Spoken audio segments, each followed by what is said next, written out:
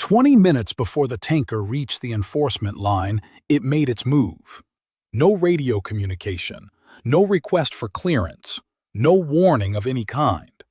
The vessel, a medium-range tanker operating under a flag it had no right to fly, its tracking transponder feeding false location data to every monitoring station in the region, simply adjusted its heading, increased speed, and drove straight toward the corridor where the United States Navy was enforcing its blockade of Iranian ports. It moved as though the blockade did not exist, as though the warships on the horizon were decorative. On the bridge of an American warship, every screen lit up at once. What happened in the next few minutes sent a message that echoed from Washington to Beijing to Tehran, not because of what the tanker was carrying, not because of where it was going, but because of who had sent it, and because of what happened when the most concentrated naval force assembled in that strait in modern history responded, instantly, decisively, without hesitation. The tanker turned around, and then it tried again, and again it was stopped. But here is what is not being said loudly enough about that moment. The tanker turning back was not the most important thing that happened. The most important thing was what it revealed, about a confrontation that has been building for years beneath the surface of trade agreements, diplomatic statements, and carefully worded communiques from Beijing. For the first time in decades, the gap between what China says it can do and what China can actually do was exposed, in public, in real time, on the world's most watched waterway. The implications of that exposure go far beyond a single tanker making a U-turn. What is unfolding in the Strait of Hormuz right now is not just a story about Iran. It is a story about the real limits of Chinese power, and the world is in the process of finding out exactly where those limits are. To understand why a tanker turning back carries the weight that it does, you first need to understand what had been built between Beijing and Tehran over the past decade and a half. The U.S. blockade did not just stop Iranian oil exports. It severed a strategic relationship that both countries had spent years constructing, and that China had come to depend on in ways that went far beyond the price per barrel. China is Iran's largest trading partner and by far its most important energy customer. Iran supplied China with roughly 12% of its crude oil imports as recently as last year, barrels that were labeled as coming from other countries to obscure their origin, moving through a shadow fleet of tankers operating outside the sanctions framework that Western governments had spent years trying to enforce. The relationship ran deeper than commerce. Iran gave China access to Middle Eastern geography through Belt and Road infrastructure investments, most critically through the port of Chabahar in Iran's southeast, which offered Beijing a transit point that bypassed traditional American-influenced trade routes entirely. In exchange, China gave Iran something equally valuable: technology, infrastructure, diplomatic cover in international forums, and that shadow fleet of tankers that kept Iranian crude moving to Chinese refineries in defiance of Western sanctions. The two countries had built a system, a pipeline of oil, money, and mutual strategic protection that operated largely outside the frameworks Washington controlled. Iran needed Chinese demand to survive economically.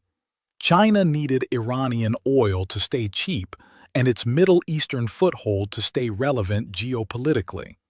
And then, on April 13, 2026, the United States Navy shut the entire system down in a single morning. Karg Island, the hub through which approximately 90% of Iran's crude oil exports flow, blockaded.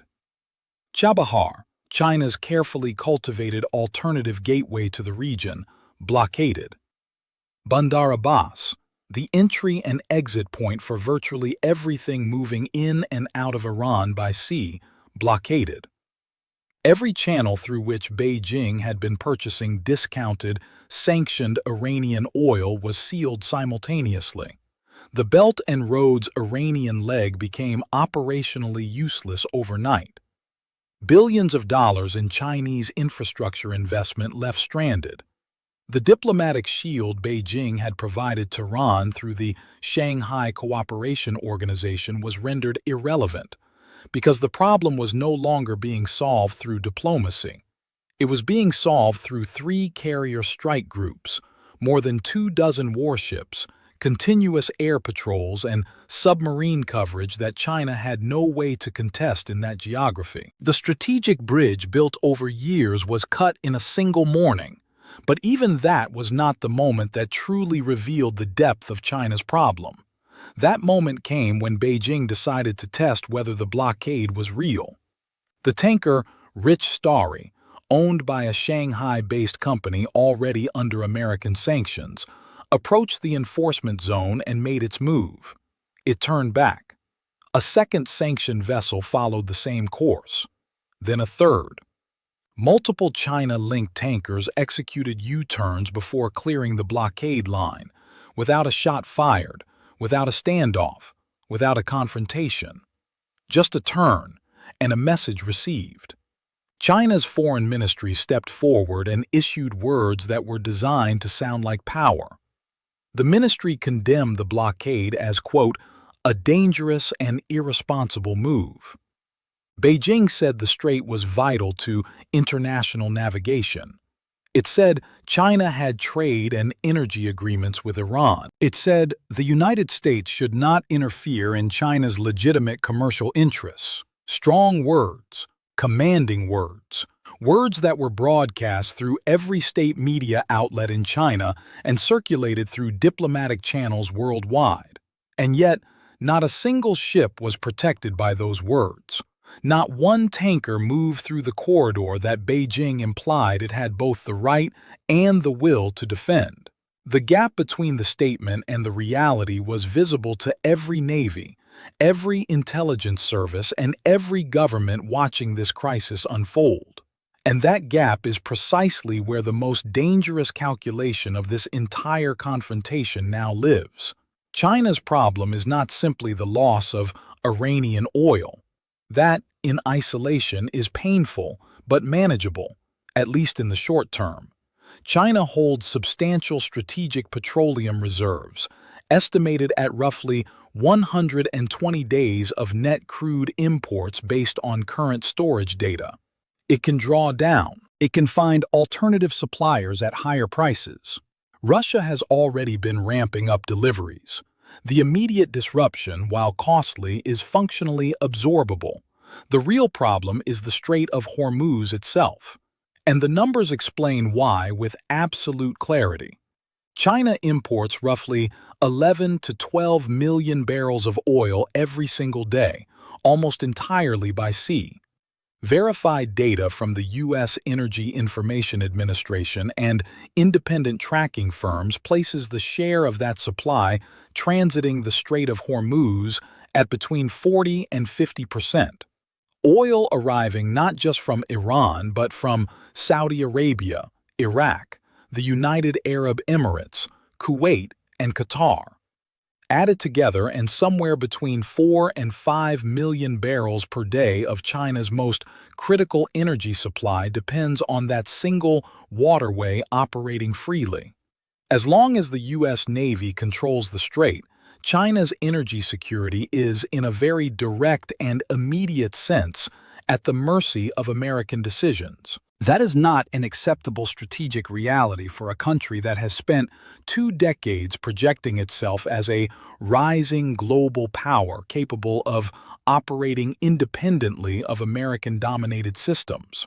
It is not acceptable for an economy whose industrial base, manufacturing capacity, and political stability all depend on affordable and reliable energy.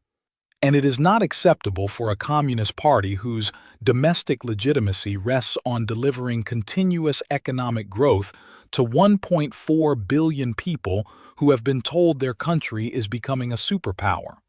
This is why the Starry's U-turn carries weight far beyond the cargo it was carrying. It was the moment China's claim to peer competitor status with the United States was tested in the real world, on open water, and came up short. So what does Beijing do now? This is where the crisis enters its most dangerous phase, because China has options, and none of them are good. The first option is direct military confrontation. Can China send warships to Hormuz to break the blockade by force? In theory, yes. China has an overseas military base in Djibouti on the East African coast. The People's Liberation Army Navy has expanded dramatically over the past decade. Its port network through the Indian Ocean and toward the Persian Gulf provides infrastructure that could support naval operations. But the Strait of Hormuz is a completely different strategic environment from anything China has tested its military in. Against the force currently assembled there, 3 carrier strike groups anchored by the USS Abraham Lincoln, the USS Gerald R. Ford, and the incoming USS George H.W. Bush, more than 20 warships, F-35C and FA-18 fighters flying constant combat air patrols, P-8 Poseidon maritime patrol aircraft monitoring every inch of the surface, and submarines operating unseen below. The Chinese Navy faces a severe and unambiguous disadvantage. A Chinese warship forcing the blockade line means direct military confrontation between 2 nuclear-armed powers at sea. The last time the world came close to something like this was 1962, when Soviet cargo ships approached the American naval blockade line around Cuba. Military analysts watching this crisis are invoking that comparison deliberately. China is not in a position to risk that confrontation, not with Taiwan tensions already elevated, not with its economy absorbing serious damage from tariff escalation, not in a theater where American military superiority is overwhelming and visible to the entire world.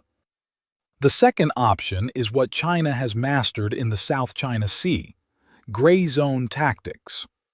Coast Guard vessels instead of warships, presence without the threshold of open conflict.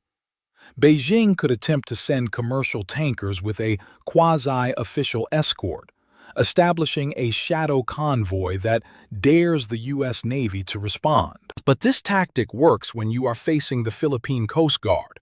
It does not work when you are facing 3 carrier strike groups.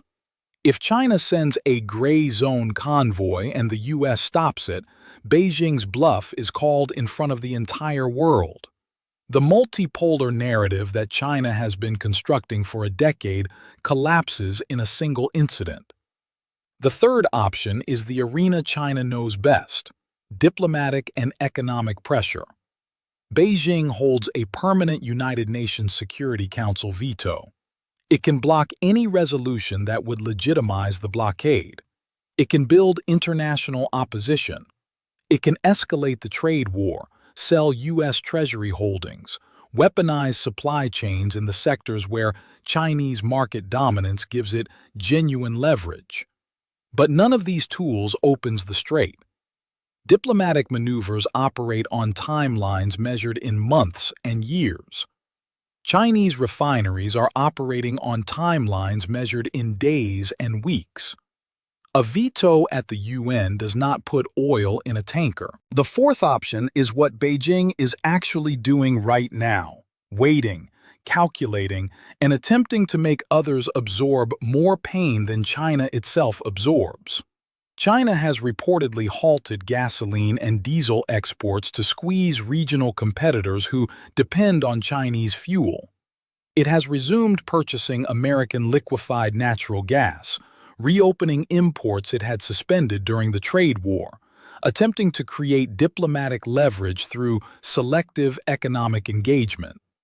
Even as the military confrontation intensifies, Beijing is positioning itself as an indispensable energy supplier to Southeast Asian nations scrambling for alternatives, expanding regional influence even as its own energy situation deteriorates. China is hurting, but it is engineering conditions in which its rivals hurt more, and it has calculated, at least for now, that patience is considerably safer than escalation. The fifth option requires the most time and may prove the most consequential in the long run: building alternatives to Hormuz entirely. The China-Pakistan Economic Corridor, running through Gwadar Port on the Arabian Sea, could theoretically move Gulf oil into China overland without passing through the strait at all. The crisis has proven beyond any doubt the strategic value of those investments. But those corridors cannot yet match Hormuz's capacity. They are a long-term solution to a short-term emergency. They do not help Chinese refineries that need oil today. Every option carries an enormous price. Beijing is calculating, but it is not taking decisive risks, and the gap between its words and its actions is the most important strategic revelation of this entire crisis. On the American side, the force assembled at Hormuz represents one of the most significant naval deployments in modern history, and it is growing. The USS Abraham Lincoln Carrier Strike Group is already operating at full combat readiness in the Arabian Sea. The USS Gerald R. Ford, after recovering from an onboard fire in March that forced it briefly to European ports, has returned to the theater. The USS George H.W. Bush, having sailed around the entire African continent to avoid the contested Red Sea, is now approaching the operational area.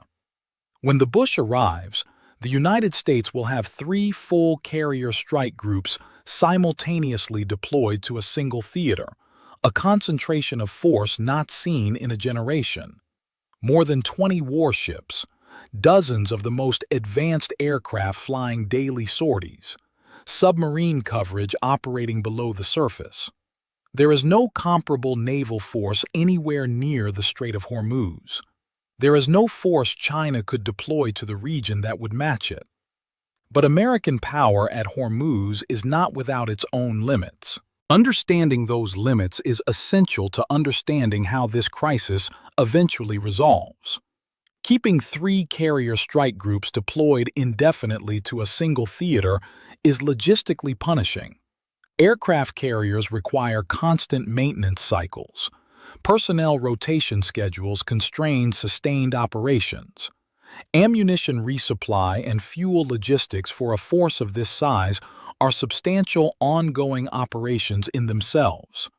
And every asset concentrated here is an asset that cannot simultaneously be present in the Taiwan Strait, the South China Sea, or the Baltic, where other potential flashpoints are watching this confrontation with intense interest. Allied support for the blockade has also been far more limited than Washington may have projected. The United Kingdom's Prime Minister stated explicitly that Britain is not supporting the blockade, focusing instead on diplomatic efforts to reopen the strait. Germany, Australia, and other U.S. partners also declined to participate. France is pursuing an independent diplomatic initiative with the UK, a multinational mission aimed at freedom of navigation, explicitly described as separate from the American enforcement operation. The United States is running one of the most consequential naval operations of the 21st century, with a narrow coalition of declared supporters. And the blockade itself, while operationally effective in its first days, is not airtight. Shipping tracking data has shown sanctioned and Iran-linked vessels attempting the corridor, spoofing their transponders, hugging Iranian territorial waters, and in some cases, successfully slipping through enforcement gaps. The rich Starry turned back on its first confirmed approach, but subsequent tracking data suggests it later completed a transit. The blockade is real. The blockade is working. But the blockade is not absolute.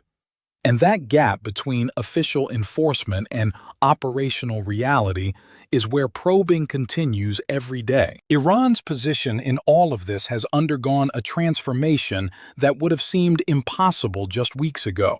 For decades, Iranian military doctrine rested on a single strategic pillar. The ability to close the Strait of Hormuz made Iran untouchable. The threat of that closure deterred military action. The actual closure gave Tehran leverage over every economy on the planet that depends on Gulf energy.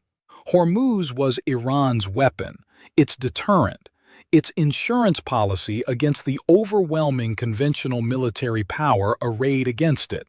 The United States and Israel launched their strike campaign on February 28, 2026, targeting military infrastructure, leadership networks, and the command structures that sustained Iran's military capability. Iran's response was to close the strait, the move it had always held in reserve. Oil prices surged above $100 a barrel. Fuel crises cascaded across Europe and Asia. Global shipping was paralyzed. Iran proved that its ultimate deterrent was real. And then America answered. Not by restoring the status quo, not simply by reopening the strait and returning to the previous order. America answered by taking the strait away from Iran entirely, clearing the mines systematically, establishing a safe navigation corridor, opening it to world trade, and simultaneously locking every Iranian port behind a blockade that stops Iran's oil from leaving while letting all other commerce flow freely.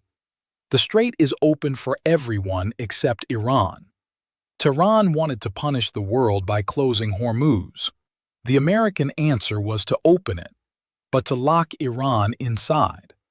Iran's own weapon was turned against it. Its own strategic logic reversed and deployed against the country that had invented the tactic. What options remain for Tehran? Theoretically, several.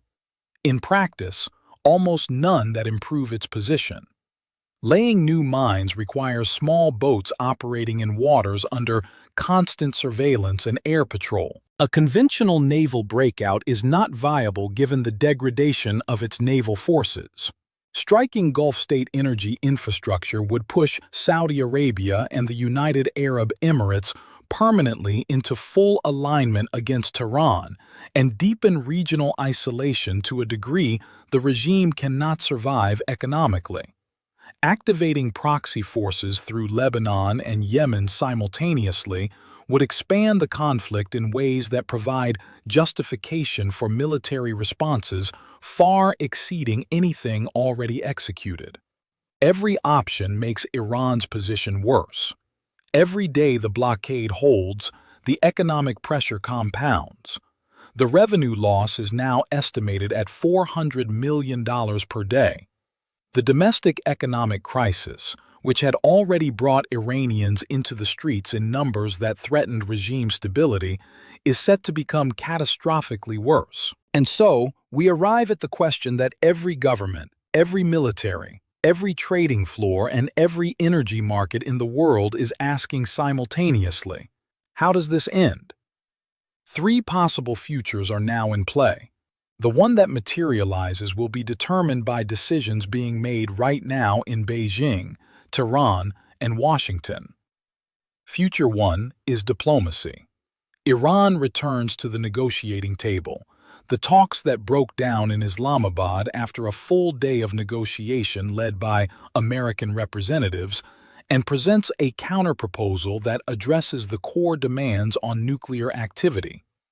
China's quiet pressure on Tehran, pressure that Beijing cannot publicly acknowledge but that is intensifying daily as its own energy security deteriorates, tips the Iranian calculation toward a deal. The blockade is lifted. A framework is signed. The strait returns to normal operation under international monitoring. This is the future Washington has engineered maximum pressure to produce. The entire architecture of the blockade, the escalating cost, the stranded oil, the revenue clock counting down, is designed to make this the only rational choice. Future 2 is escalation. Tehran activates the full network of its affiliated forces. The Bab el-Mandeb, the second most strategically vital waterway on Earth, faces disruption simultaneously. A confrontation in the strait involving Chinese-linked vessels and American warships produces an incident that neither Beijing nor Washington fully controls. The ceasefire collapses. Military operations resume under conditions even more severe than before. Oil prices breach levels that trigger a genuine global recession. The conflict expands beyond every boundary any party originally intended.